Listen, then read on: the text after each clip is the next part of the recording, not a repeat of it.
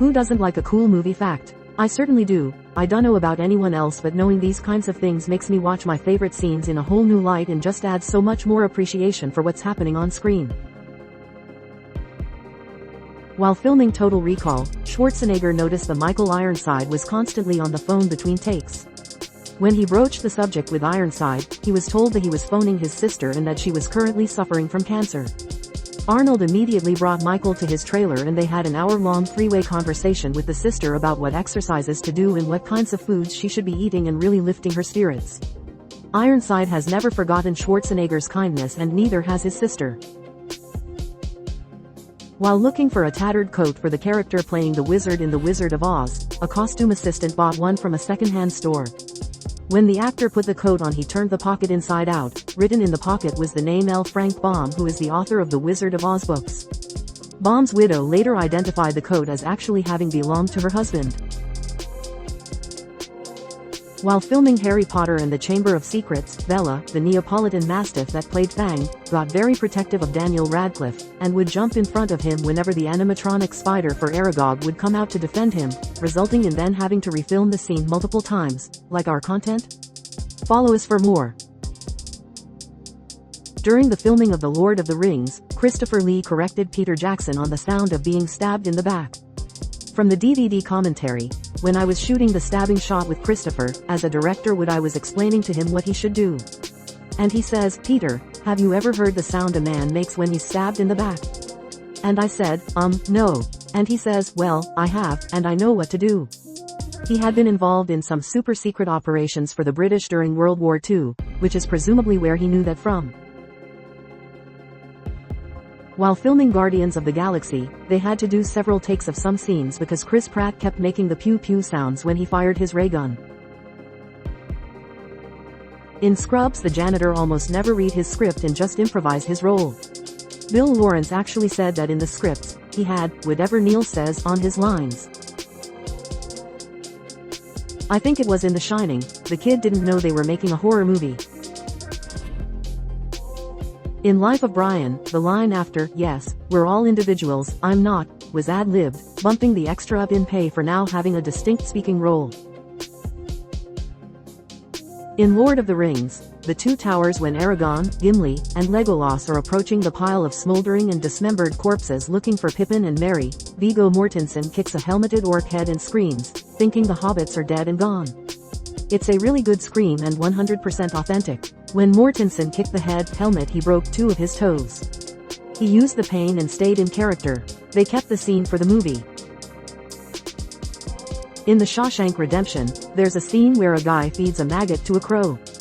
The American Humane Association made them find a maggot that had died of natural causes to feed to the crow.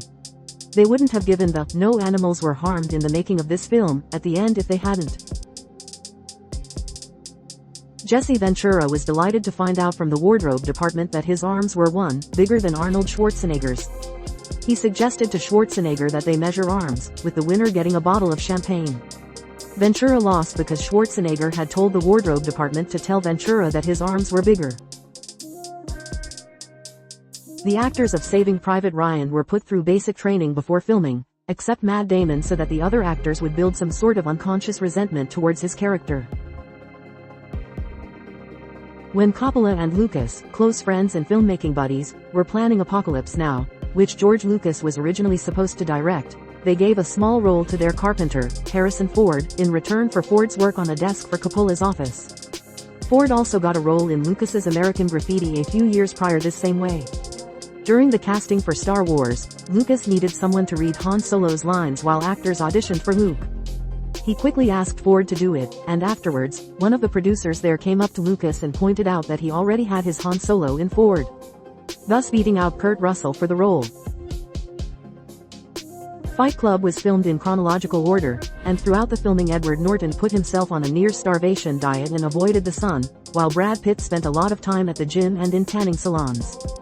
The end result is we see Tyler Durden getting stronger and healthier while the narrator withers away. I like the one about Raiders of the Lost Ark where Indy shoots the sword fighter. He was supposed to fight him in a shoot that would have taken 3 days. However, Ford was really sick from dysentery and so convinced Spielberg to do it this way. In Goodfellas, the spaghetti they're eating was cooked by Scorsese's mother.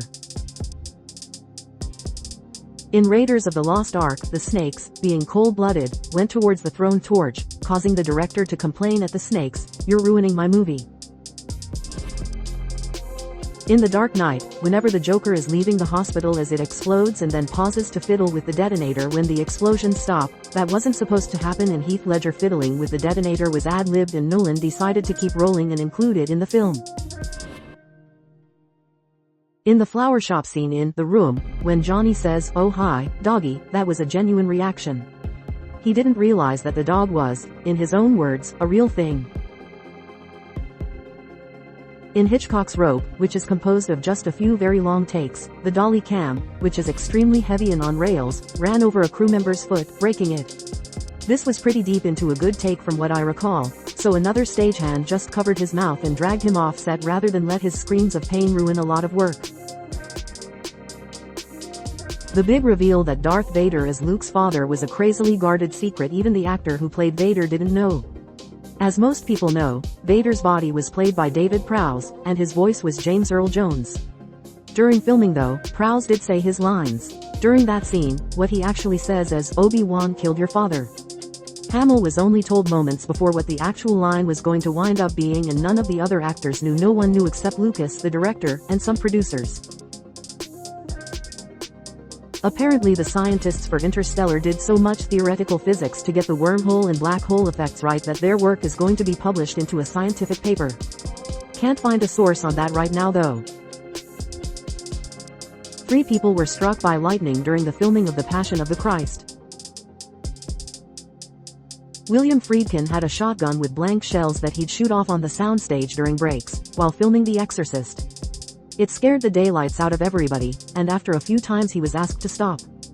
The actors didn't find it funny. What they didn't know was that their reactions were being filmed, and later inserted into the movie as their reaction when Regan made a sound upstairs. Apparently Ronald Reagan was amused by Doc Brown's disbelief that an actor like him could become president, so much so that he had the projectionist stop and replay the scene. He also seemed to enjoy it so much that he even made a direct reference of the film in his 1986 State of the Union address.